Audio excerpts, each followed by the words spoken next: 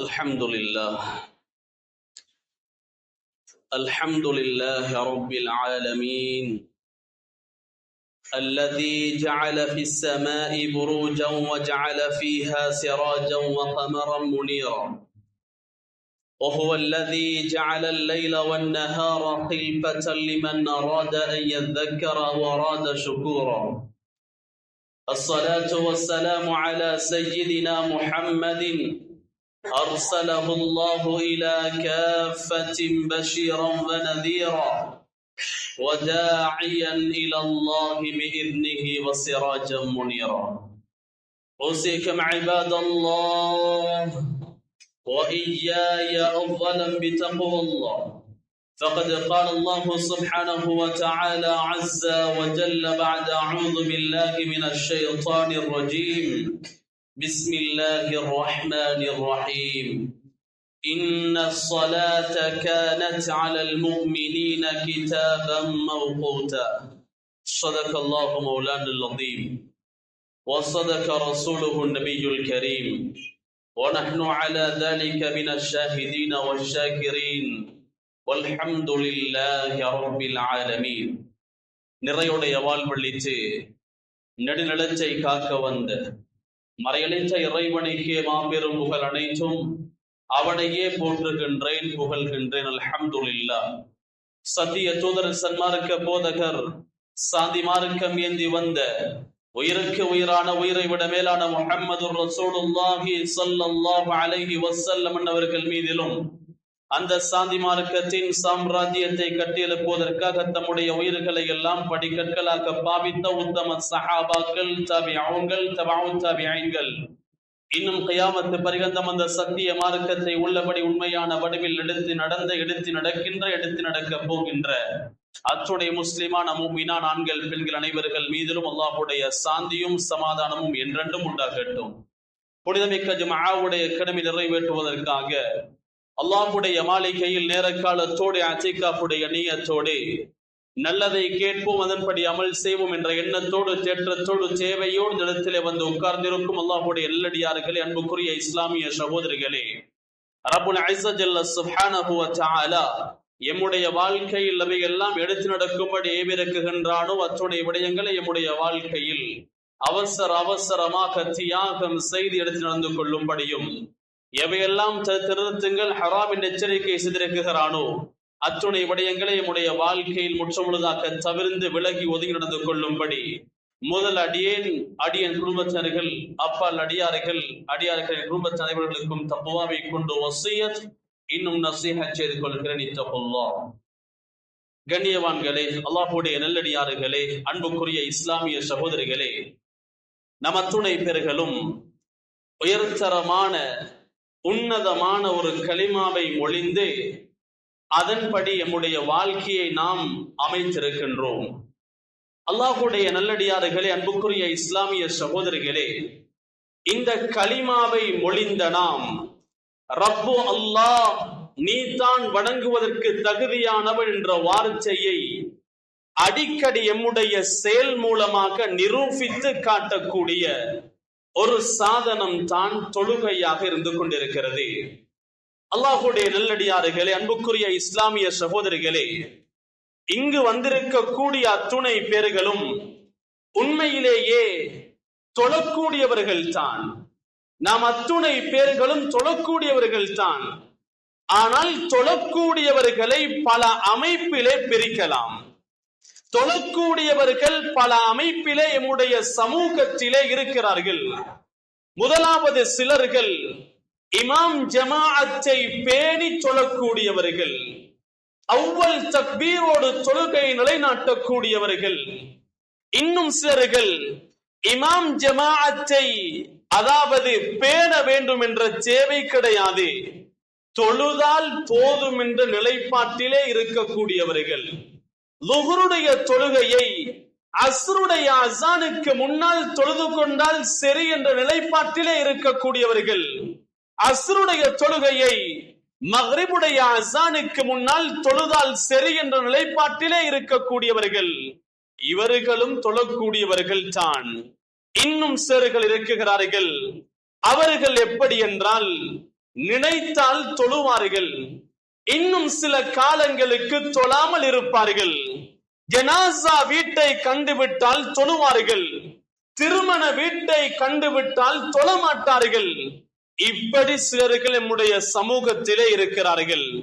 இன்னும் சில கூட்டத்தினர்கள் தான், அவர்களுக்கு 4 நேர தொழுகை தான் இருக்கிறது, சுபுகுடைய தொழுகை அவர்களுக்கு தெரியாது. இன்னும் சிலர்கள் சுபுகுடைய தொழுகையை எப்படி தொழுவார்கள் என்றால், சூரியன் உதயமாகியதற்கு பின்னால் அல்லது லுஹ்ருடைய தொழுகையோடு சேர்த்து சுபுகுடைய தொழுகை நிலைநாட்டக்கூடியவர்கள் எம்முடைய சமூகத்திலே இருக்கிறார்கள். அதையும் தாண்டி இன்னொரு கூட்டம் தான் அறவே தொழுகை இல்லாத கூட்டம். அறவே தொழுகை இல்லாத கூட்டம். அல்லாஹ்வுடைய நல்லடியார்களே, தொழுகை ஏனைய வணக்கங்களை போன்று அல்ல. ஜகாத் நிசாபத்தை அடைந்தால் தான் கொடுக்க வேண்டும். ரமதானுடைய ஃபர்லான நோன்பு வருடத்தில் ஒரு முறைதான். ஆனால் ஃபர்லான இந்த தொழுகை இருக்கிறதே, இது ஒவ்வொரு நாளும் நிறைவேற்ற வேண்டிய உன்னதமான ஒரு இபாதத்தாக இருந்து கொண்டிருக்கிறது. அல்லாஹ்வுடைய நல்லடியார்களே, சில தொழுகையாளிகளை பார்த்து அல்லாஹ், நீண்ட தலைப்பு என்றாலும் சுருக்கமாக பேசுகிறேன், சில தொழுகையாளிகளை பார்த்து அல்லாஹ் கூறுகின்றான், ஃபவைலுல் லில் முஸல்லீன், தொழக்கூடியவர்களுக்கு கேடு உண்டாகட்டும். தொழக்கூடியவர்களை குர்ஆன் புகழவில்லை, தொழுகையை நிலைநாட்டக்கூடியவர்களை தான் குர்ஆன் புகழுகிறது. அல்லாஹ்வுடைய நல்லடியார்களே, தொழக்கூடியவர்கள் வேறு, தொழுகையை நிலைநாட்டக்கூடியவர்கள் வேறு. குர்ஆனில் எந்த இடத்திலும் அல்லாஹ் தொழுங்கள் என்று சொல்லவில்லை, தொழுகையை நிலைநாட்டுங்கள் என்று தான் அல்லாஹ் சொல்லுகிறான். உலமாக்கள் சொல்லுகிறார்கள், தொழுகையை நிலைநாட்டல் என்றால் அதனுடைய நிபந்தனைகளை பேணி, அதனுடைய அதாவது கடமைகளை பேணி, ஆரம்ப நேரத்திலே அவ்வல் தக்பீரோடு ஒரு மனிதர் தொழுகிறாரா, அது தொழக்கூடியவரல், அவர் தொழுகை நிலைநாட்டக்கூடியவர். இகாமத்துஸ் ஸலா, குர்ஆனில் அல்லாஹ் சொல்லுகிறான், அகீமுஸ் ஸலா, தொழுங்கள் என்று சொல்லவில்லை, தொழுகையை நிலைநாட்டுங்கள் என்ற வார்த்தையை தான் அல்லாஹ் குர்ஆனிலே பாவித்திருக்கிறான். அல்லாஹ்வுடைய நல்லடியார்களே, அன்புக்குரிய இஸ்லாமிய சகோதரிகளே, ஒருவர் நினைத்த நேரத்திலே தொழுகிறார் என்றால் அவர் தொழக்கூடியவர் தான். ஆனால் குர்ஆன் பயங்கரமாக எச்சரிக்கிறது, ஃபவைலுல் லில் முஸல்லீன் அல்லதீன ஹும் அன் ஸலாத்திஹிம் சாஹூன், தொழுகையிலே பொடுபோக்கு செய்யக்கூடியவர்களே, உரிய நேரத்திலே தொழாமல் பிற்படுத்தி தொழக்கூடியவர்களே, அவருக்கு தொழுகையை விட தொழில் பெரிது, அவருக்கு தொழுகையை விட வியாபாரம் பெரிது, அவர்களுக்கு தொழுகையை விட அவனுடைய தொழில் பெரிது. இப்படியாப்பட்ட தொழுகையாளிகளை பார்த்து குர்ஆன் சபிக்கிறது, இவர்களுக்கு கேடு உண்டாக்கட்டும் என்று. அல்லாஹ்வுடைய நல்லடியார்களே, தொழுகை நிலைநாட்டக்கூடியவர்களை பார்த்து தான் குர்ஆன் புகழுகிறது. வல்லதீன இன்னமா வலியுக்குமுல்லாஹு வ ரசூலுஹு வல்லதீன ஆமனுல்லதீன யுகீமுனஸ் ஸலா, நீங்கள் அல்லாஹ்வுக்கும் அவனுடைய தூதருக்கும் அடுத்ததாக நண்பராக எடுக்க வேண்டியது தொழுகையை நிலைநாட்டக்கூடியவர்களை. தொழுகையை நிலைநாட்டக்கூடியவர்களை. நாம் தொழக்கூடியவரா அல்லது தொழுகையை நிலைநாட்டக்கூடியவரா என்பதை நாம் ஒரு கணம் யோசிக்க கடமைப்பட்டவர்களாக இருக்கிறோம். மஸ்ஜிதிலே அல்லாஹு அக்பர் என்ற அஸான் கேட்கிறது என்றால் எம்முடைய தொழிலை வைத்துவிட்டு, எம்முடைய கடையை மூடிவிட்டு நாம் மஸ்ஜிதுக்கு வருகிறோம் என்றால் அல்லாஹ் பெரியவன், அந்த தொழுகையை மதித்து, ரப்புடைய கட்டளையை மதித்து நாம் மஸ்ஜிதுக்கு வந்திருக்கிறோம். அல்லது அஸானுடைய சத்தம் கேட்கும் பொழுது எம்முடைய கடை அப்படியே திறந்த வண்ணம் தான் இருக்கிறது, எம்முடைய தொழிலே நாம் அப்படியே ஈடுபட்டு கொண்டிருக்கிறோம் என்றால் சொல்லாமல் எம்முடைய செயல் மூலமாக சொல்லுகிறோம், ரப்பை விட என்னுடைய தொழில் தான் பெரிது, ரப்பை விட என்னுடைய வியாபாரம் தான் பெரிது, ரப்பை விட என்னுடைய கடை தான் பெரிது என்று சொல்லாமல் செயல் மூலமாக சொல்லிக் கொண்டிருக்கிறோம். அதைத்தான் ஆரம்பத்திலே சொன்னேன். தொழுகை என்பது நான் அடிமைத்துவத்தை வெளிப்படுத்தி ரப்பு அல்லாஹ் உன்னை வணங்குகின்ற என்பதை செயல் மூலமாக நிரூபித்து காட்டுகின்ற ஒரு சாதனம் என்பதை ஆரம்பமாக சொல்லிவிட்டேன். அல்லாஹ் கூடிய நல்லடியார்களே, அன்புக்குரிய இஸ்லாமிய சகோதரிகளே, இன்னும் சிலர்கள் தொழுகிறார்கள் தான், ஆனால் ஜமாஅத் இல்லாமல் தொழுகிறார்கள். இமாம் ஜமாஅத் இல்லாமல் தொழுகை நிலைநாட்டுகிறார்கள். இவர்களை உதாரணமாக சொல்வதாக இருந்தால், இவர்கள் இலாஃபம் இல்லாமல் வியாபாரம் செய்வதற்கு சமம். உதாரணத்துக்கு சொல்வதாக இருந்தால், ஒரு பொருளை 1000 ரூபாய்க்கு எடுத்து இலாஃபம் இல்லாமல் 1000 ரூபாய்க்கு விற்பதை போன்று தான் இமாம் ஜமாஅத் இல்லாத தொழுகை, நேரத்திற்கு தொழாத தொழுகை. கடமை நிறைவேறுமே தவிர அந்த தொழுகையினுடைய பூரணத்துவம் அவருக்கு கிடைக்காது. தொழுகையினுடைய பூரணத்துவம் அவருக்கு கிடைக்காது. பேரிலே வியாபாரித்தான், இலாபம் கிடையாது. பேரிலே தொழுகையாளித்தான், அதிக நன்மைகளை கொள்ளையடிக்கும் சந்தர்ப்பம் கிடையாது, பூரணத்துவம் கிடையாது. அதிகமான நன்மைகளை கொள்ளையடித்தால் தான் சுவர்க்கத்திலே உயர்ந்த அந்தஸ்தை வாங்கலாம், அந்த சுவர்க்கத்தை வாங்கலாம். வியாபாரத்திலே நாம் இலாபத்தை கண்ணூடாக காண்கிறோம். ஏன்? வியாபாரத்தை விட சிலர்கள் தயாரு கிடையாது. ஏன்? இலாபம் கண்ணுக்கு முன்னால் விளங்குகிறது. அல்லாஹ் கூடிய நல்லடியார்களே, தொழிலை விட சிலர் தயாரு கிடையாது, இலாபம் கண்ணூடாக விளங்குகிறது. அதே போன்று தான் இமாம் ஜமாஅத்தினுடைய பெருமதியை விளங்கினால் தான், எமக்கு விளங்கினால் தான் அந்த இமாம் ஜமாஅத்தை நாங்கள் பேணுதலாக நிறைவேற்றுவோம். சகோதரிகளே, இமாம் ஜமாஅத்தோடு சொல்வதனால் 27 மடங்கு நன்மையை அல்லாஹ் தருகிறான். கடையிலே வியாபாரத்திலே இலாபம் கண்ணிலே விளங்கினால் தான் அந்த இலாபத்தின் மூலமாக கடையை அபிவிருத்தி செய்யலாம், வீடு கட்டலாம், வாகனம் வாங்கலாம்.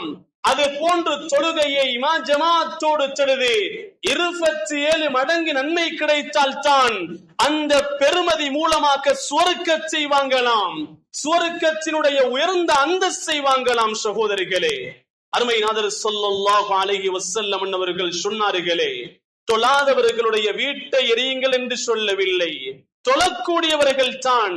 ஆனால் இமாம் ஜமாஅத்துக்கு வராமல் வீடுகளிலே தொழக்கூடிய ஆண்களுடைய வீட்டை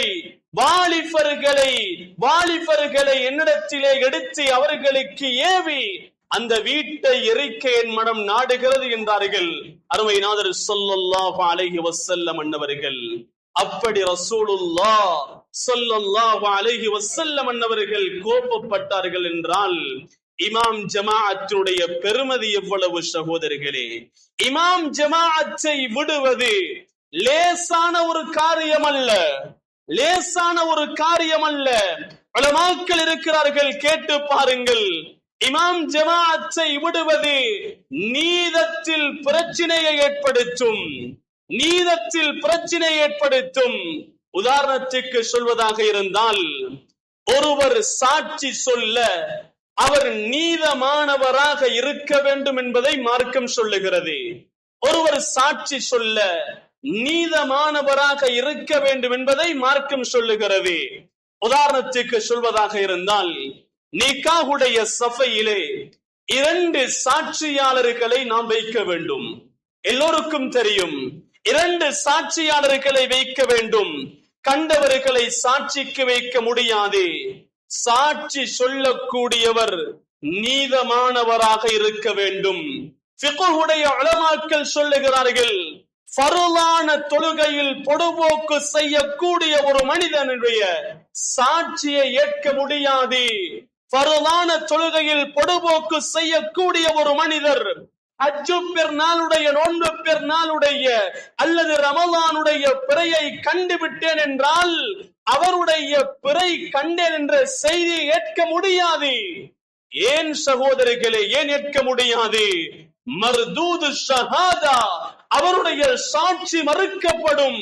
முத்தஹாவினும் பித்தீன், அவர் மார்க்கத்திலே பொடுபோக்கு செய்யக்கூடியவர், அவர் மார்க்கத்திலே பொடுபோக்கு செய்யக்கூடியவர், மார்க்கத்திலே அலட்சியம் செய்யக்கூடியவர். எனவே அவருடைய சாட்சி அதாவது ஏற்க முடியாது. இமாம் ஜமாஅத்தை விட்டவருக்கே இந்த நிலை என்றால் தொழுகையை விட்டவருக்கு வர முடியுமா சகோதரிகளே? தொழுகையை விட்டவருக்கு வர முடியுமா? இன்னும் சிலர்கள் தொழுகிறார்கள் தான், ஆனால் பயணம் சென்றால் தொழுகை கிடையாது, திருமண வீட்டிற்கு சென்றால் தொழுகை கிடையாது, வீட்டிற்கு சொந்தங்கள் பந்தங்கள் வந்து விட்டால் தொழுகை கிடையாது. ஒரு நேர தொழுகையை விட்டாலே அது சாதாரணமானதல்ல, அதனுடைய பாரதூரம் கடுமையானது. அல்லாஹ்வுடைய நல்லடியார்களே, சில பாவங்கள் இருக்கிறது, சில பாவங்கள் இருக்கின்றன. அந்த பாவம் என்னுடைய வாழ்க்கையில் ஒரு தடவை கூட நிகழ்ந்து விடக்கூடாது.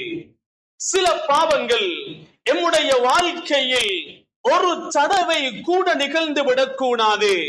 அதிலே முதலாவது பாவம் தான் இணை வைத்தல். இணை வைத்தல் எம்முடைய நல்ல அத்துணை காரியங்களையும் அழித்துவிடும் குர்ஆன் சொல்லுகிறது. அதே போன்று இரண்டாவது, ரசூலுல்லாஹ் ஸல்லல்லாஹு அலைஹி வஸல்லம் அவர்கள் சொன்னார்கள், மன் ஃபாதத்து ஸலாத்துல் அஸ்ர் ஃபகத் ஹபித அமலு. புகாரியுடைய ஹதீஸ். யாருக்கு அஸ்ருடைய தொழுகை தப்பி போகிறதோ அவருடைய வாழ்க்கையில் செய்த அனைத்து நல்ல காரியங்களையும் அல்லாஹ் இல்லாமலாக்கி விடுவான் என்று சொன்னார்கள் அருமை நாதர் ஸல்லல்லாஹு அலைஹி வஸல்லம் அவர்கள். ஒரு தொழுகை தப்பி போனாலே எல்லா நல்ல காரியங்களும் இல்லாமல் போகிறது என்றால், இந்த ஹதீஸுக்கு முஹத்திஸூன்கள் பல கருத்துக்களை சொல்லி இருக்கிறார்கள். அதிலே முதலாவது கருத்து, வாழ்க்கையில் செய்த எல்லா நல்லமல்களும் அல்ல, எந்த நாளில் அஸ்ருடைய தொழுகையை தொழாமல் இருக்கிறாரோ அந்த நாளிலே செய்த நல்ல கருமங்கள் அத்துணையும் அல்லாஹ் அழித்து விடுகிறான். இது முதலாவது கருத்து.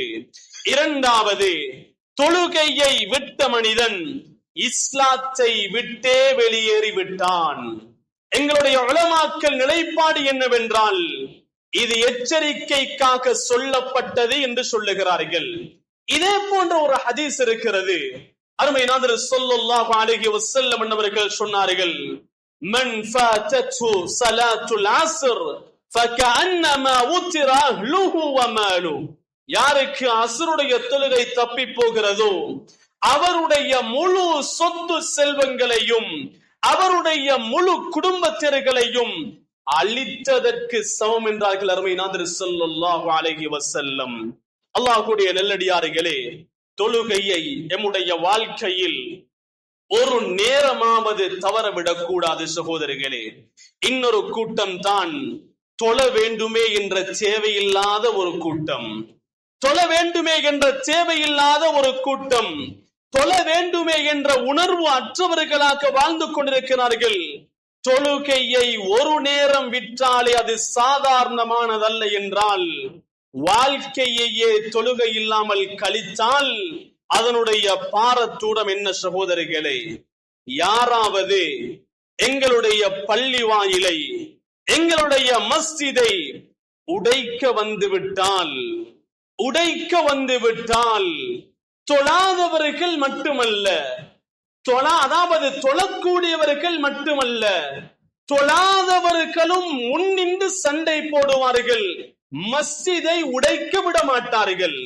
நாம் நம்முடைய வாழ்க்கையில் கண்ட அனுபவம் இது. தொழாதவர்களும் முன்னிப்பார்கள், உடைக்க விட மாட்டார்கள் மஸ்ஜிதை. ஆனால் அல்லாஹ்வுடைய நல்லடியார்களே, அருமை நாதர் ஸல்லல்லாஹு அலைஹி வஸல்லம் அவர்கள் சொன்னார்கள், மன் தரக ஸலா ஃபகத் ஹதம தீனா. தொழுகையை யார் விட்டாரோ அவர் இஸ்லாம் என்ற கட்டிடத்தை உடைத்து விட்டார். மஸ்ஜித் என்ற கட்டிடத்தை உடைப்பதை விட பாரதூரமானது தான் ஒரு மனிதர் தொழாமல் இருப்பது. தொழாமல் இருப்பதனுடைய நிலைப்பாடு என்ன தெரியுமா? அவர் இஸ்லாம் என்ற கட்டிடத்தை உடைத்து விட்டார் என்று சொன்னார்கள் அருமை நாதர் ஸல்லல்லாஹு அலைஹி வஸல்லம் அன்னவர்கள். அல்லாஹ் கூடிய நல்லடியார்களே, அன்புக்குரிய இஸ்லாமிய சகோதரிகளே, இன்னும் சிலர்களை பார்த்து நாங்கள் சொல்வோம், எவ்வளவு நல்ல மனிதர் இவர், நல்ல பக்குவம் உள்ளவர், பேணுதலானவர், நல்ல அஹ்லாக் கொண்டவர், நல்ல குணம் உள்ளவர், தான தர்மங்கள் அதிகமாக செய்யக்கூடியவர். ஆனால் இவருடைய வாழ்க்கையில் இல்லாத ஒன்று தொழுகை மட்டும்தான் என்று சொல்வோம். அப்படி எம்முடைய வாழ்க்கையிலே பலரை நாம் சந்தித்திருக்கிறோம். ஆனால் மார்க்கம் சொல்லுகிறது, தொழாமல் அவன் எவ்வளவு தான் நல்ல மனிதனாக இருந்தாலும் அவன் பாவி என்பதைத்தான் இஸ்லாம் சொல்லித் தருகிறது. தொழாத மனிதனை நம்ப வேண்டாம். அவன் பெரும் பாவங்களை செய்வான், விபச்சாரம் புரிவான், அவன் மது அருந்தவும் தயங்க மாட்டான், போதை வஸ்துக்கள் பாவிக்கவும் தயங்க மாட்டான். ஏன்?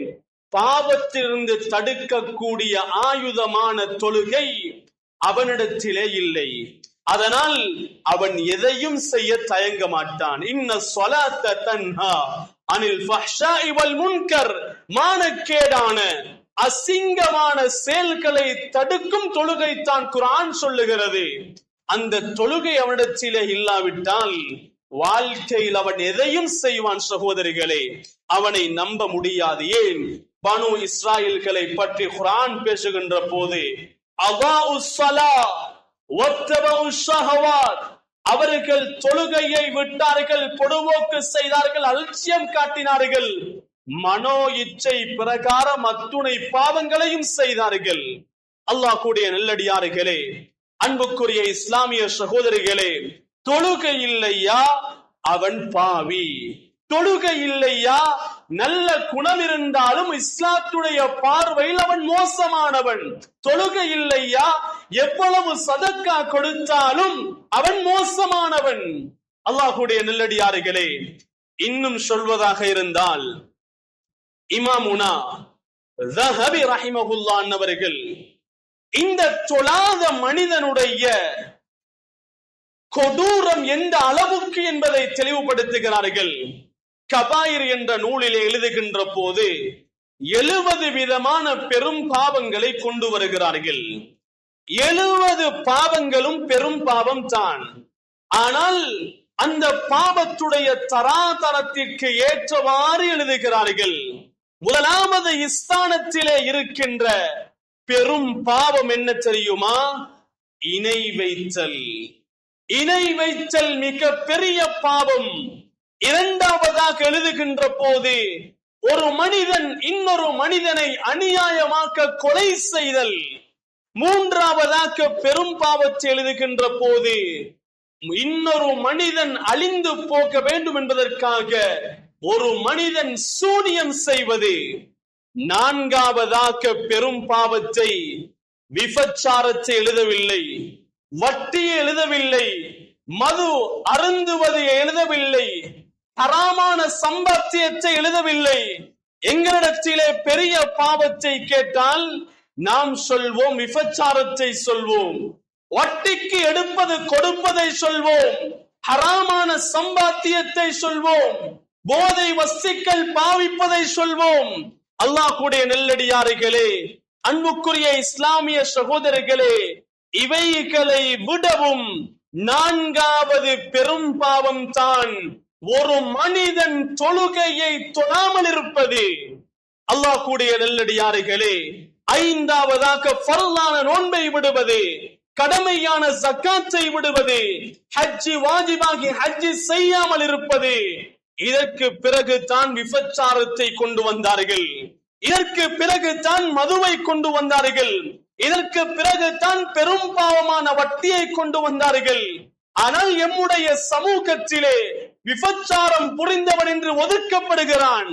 போதை வஸ்துக்கள் பாவிக்கப்படுவன் சமூகத்திலிருந்து ஒதுக்கப்படுகிறான்.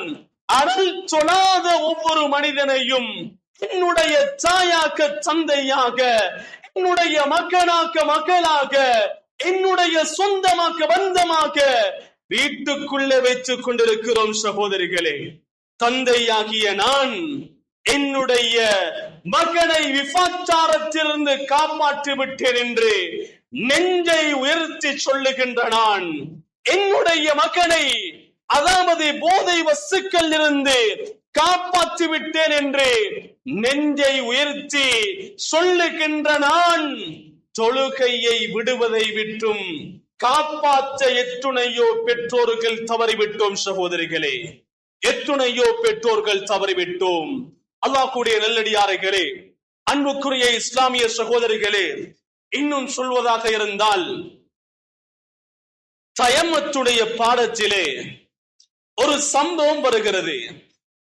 கடிநாய் அல்ல, சாதாரண ஒரு நாய். ஒரு மனிதர் பிரயாணம் செய்கிறார் பாலைவனத்திலே. தண்ணீர் கொஞ்சம் தான் இருக்கிறது. அஸானுடைய நேரம் நுழைகிறது. தாகித்த ஒரு நாய், கடிநாய் அல்ல, சாதாரண நாய், தண்ணீர் கேட்குகிறது. மார்க்கம் சொல்லுகிறது, நீங்கள் அதாவது இவருடைய கையில இருக்கக்கூடிய தண்ணீரை நாய்க்கு கொடுத்தால் வுது செய்வதற்கு தண்ணீர் போதாது, வுது செய்தால் நாய்க்கு கொடுப்பதற்கு தண்ணீர் போதாது. இப்பொழுது இஸ்லாம் சொல்லுகிறது, அந்த தாகிட்ட நாய்க்கு தண்ணீரை கொடுத்து விட்டு மண் மூலமாக தயமும் செய்து தொழுகையை நிலைநாட்டு என்று சொல்லுகிறது. அதே இஸ்லாம், அதே மார்க்கம். ஒரு மனிதர் பாலைவனத்திலே பிரயாணம் செய்கிறார். அந்த நாய் இருந்த இடத்திலே தொழுகை இல்லாத ஒரு மனிதர் இருக்கிறார். இஸ்லாம் சொல்லுகிறது, அவர் மாண்டு போகட்டும், அவர் அந்த இடத்திலே கடைசி நிலைமையாக இருந்தாலும் தண்ணீர் கொடுக்க வேண்டாம், அந்த தண்ணீர் மூலமாக அதாவது வுது செய்து தொழுகை நிலைநாட்டி என்று சொல்லுகிறது. மீறி அந்த தொழாத மனிதனுக்கு தண்ணீரை கொடுத்தால் தண்ணீரை வீண் விரயம் செய்த குற்றம் உனக்கு கிடைக்கும் என்பதை மார்க்கம் சொல்லுகிறது. பாருங்கள் சகோதரிகளே, தொழாத மனிதனை எந்த இடத்திலே மார்க்கம் வைத்திருக்கிறது? தொழாத மனிதனை எந்த இடத்திலே மார்க்கம் வைத்திருக்கிறது? அல்லாஹ் கூடிய நல்லடியார்களே, அன்புக்குரிய இஸ்லாமிய சகோதரிகளே, இமாம் ஜமாஅத்தை விட்டவருக்கே சாட்சிக்கு வருவதற்கு கேள்விக்குறி என்றால், தொழுகை இல்லாத அதாவது ஒரு மனிதனுக்கு சாட்சிக்கு வர முடியுமா? சகோதரிகளே, என்னுடைய மகளுடைய நிக்காகை நன்றாக விளங்கிக் கொள்ள வேண்டும்.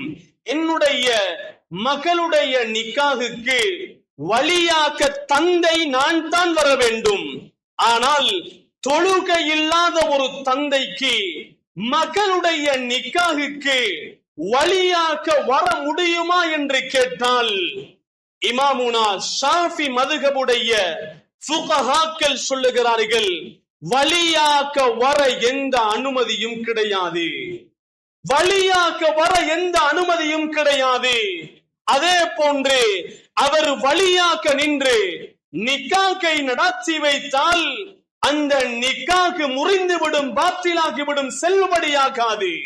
அல்லாஹ் கூடிய நல்லடியார்களே, அதற்கு அடுத்த அந்தஸ்தில் இருக்கக்கூடிய தந்தை அல்லது தந்தை அதாவது தந்தையுடைய சகோதரர்கள் தான் வர வேண்டும் என்பதை ஷாஃபி மதுஹப் சொல்லுகிறது.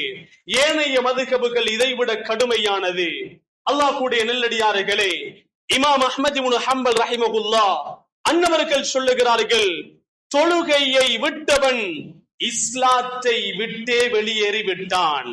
இஸ்லாத்தை விட்டே வெளியேறி விட்டான். இந்த சட்டத்தை நடைமுறையிலே வைத்தால் எத்துணை நிக்காகுகள் இன்று முறிந்திருக்கும், எத்துணை நிக்காகுகள் இன்று பாத்திலாக இருக்கும். பின்னால் வந்த ஃபுகஹாக்கள் தான் மன்னிப்பு கொடுத்தார்கள். சரி, தந்தை தானே முடித்து வைக்கட்டும், அது ஏற்றுக்கொள்ளப்படும் என்று. எனவே இந்த மன்னிப்பை வைத்து அமல் செய்து கொண்டிருக்கிறோமே தவிர, அதுவும் சாட்சியாக தொழுகை இல்லாத ஒரு தந்தைக்கு நிக்காஹுடைய சாட்சியாக மாத்திரம் தான் வர முடியும் என்று பின்னால் வந்த ஃபிக்ஹுடைய உலமாக்கள் சொல்லுகிறார்கள். அல்லாஹ் கூடிய நல்லடியார்களே, அன்புக்குரிய இஸ்லாமிய சகோதரிகளே, இன்னும் ஏகப்பட்ட விடயங்கள் இருக்கிறது.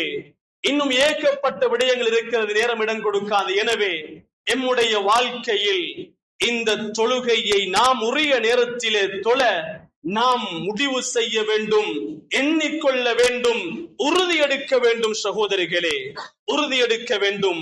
இமாமுனா ஷாஃபி ரஹிமஹுல்லாஹ் அன்னவர்களுடைய மதுஹபுடைய நிலைப்பாடு என்னவென்றால், தொழாத ஒரு மனிதன் மரணித்து விட்டால் இவரை குளிப்பாட்ட வேண்டும், இவரை கஃன் செய்ய வேண்டும், முஸ்லிம்களுடைய கபரில் தான் அடக்கம் செய்ய வேண்டும் என்பது ஷாஃபி மதுஹபுடைய நிலைப்பாடு.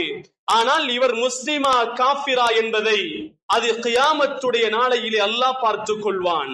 ஆனால் அஹ்மத் இப்னு ஹம்பல் ரஹிமஹுல்லாஹ் அன்னவர்களுடைய மதுஹபுடைய கருத்து என்னவென்றால், நிலைப்பாடு என்னவென்றால், முஸ்லிம்களுடைய மக்பராவில் தொழுகை இல்லாத ஒரு மனிதர் அடக்கம் செய்யப்படக்கூடாது. அவருடைய ஜனாசாவுக்கு தொழுகையும் கிடையாது. ஏன்? வாழுகின்ற போது தொழுகை இல்லை என்றால் மரணித்த பிறகு ஏன் தொழுகை? அல்லாஹ் கூடிய நல்லடியார்களே, இந்த தீர்வுகள் எல்லாம் சுயமாக எடுக்கப்பட்டதல்ல. இந்த தீர்வுகள் எல்லாம் ஹதீஸ், குர்ஆன், ஹதீஸை வைத்து எடுக்கப்பட்டது. தொழுகை இல்லாதவன் இஸ்லாத்தை விட்டே தூரமாகி விட்டான். அதே போன்று தொழுகை இல்லாதவன் கியாமத்துடைய நாளையிலே ஃபிரௌனோடு ஹாமானோடு எழுப்பாட்டப்படுவார்கள், பெரும் கொடிய காபிர்களோடு எழுப்பாட்டப்படுவார்கள் என்பது ஹதீஸ். இந்த ஹதீஸ்களை வைத்து தான் எடுத்திருக்கிறார்கள். அல்லாஹ் கூடிய நல்லடியார்களே, அன்புக்குரிய இஸ்லாமிய சகோதரிகளே, தொழுகையை விடுவது பெரும் பாவம், தொழுகையை தொழாமல் இருப்பது பெரும் பாவம். இமாமுனா ஸஹபி ரஹிமஹுல்லாஹ் குறிப்பிட்ட 4வது கொடிய பெரிய பாவம். எனவே தொழுகையை உரிய நேரத்திலே மௌத்து வரைக்கும் தொழக்கூடிய பாக்கியத்தை எனக்கும் உங்களுக்கும், என்னுடைய குடும்பத்திற்கும் உங்களுடைய குடும்பத்திற்கும் அல்லாஹ் தந்தருள் புரிவானாக.